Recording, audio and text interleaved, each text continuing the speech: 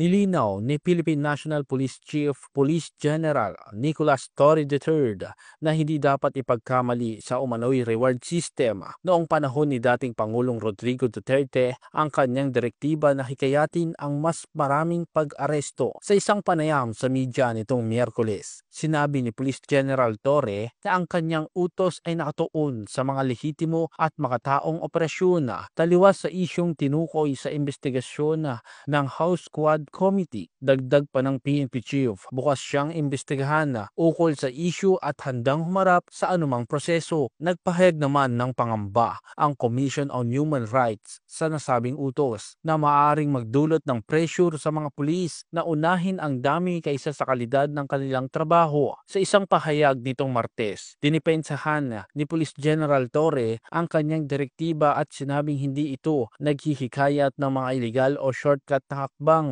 Kiit niya, likas na bahagi ng trabaho ng pulis ang pag-aresto at may mga umiiral na mekanismo para sa mga reklamo tulad ng PNP Internal Affairs Service, National Police Commission, DILG at mismong mga lokal na opisyal.